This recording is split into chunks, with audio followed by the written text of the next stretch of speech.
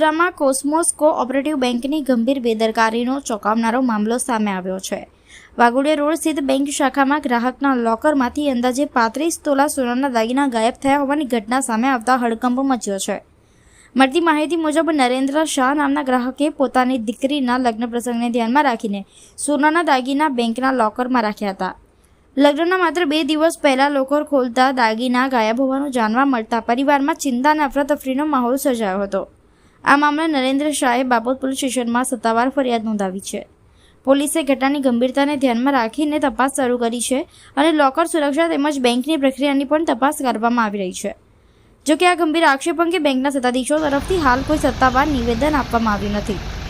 આ ઘટનાએ બેંકની સુરક્ષા વ્યવસ્થા અને ગ્રાહકોના વિશ્વાસ અંગે અનેક સવાલો ઊભા કર્યા છે। મારું નામ નરેન્દ્ર શાહ છે અને વાઘોડિયા રોડ ઉપર આવેલી કોસ્મો બેંકમાં મેં મારા લોકર નંબર 12 એમાં દાગીના મૂકેલા, જેનું લિસ્ટ પણ મારી સાથે છે।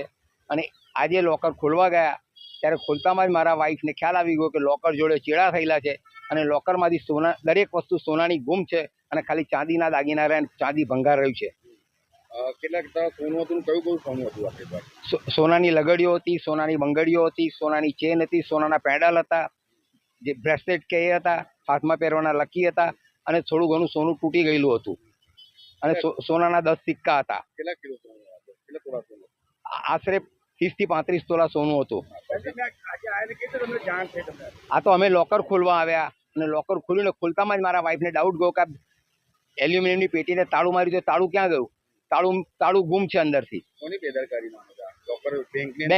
બેંકની જ બેદરકારી કહેવાય। આ બેદરકારી બેંકની જ કહેવાય। બેંકવાળા કોઈ જવાબ આપતા નથી અને જ્યારે પૂછીએ છીએ ત્યારે એક ભાઈ છે એ એવું કહે છે કે હમ અંદર સમજ લેંગે। આ શબ્દ બેંકના સિનિયર મેનેજરના છે। પોલીસ ફરિયાદ કરી તમે? હા, પોલીસ ફરિયાદ થઈ છે। આ મારી દીકરીના મેરેજને લીધે આવેલા અને 2 દિવસ પછી એના મેરેજ છે। નરેન્દ્ર શાહ।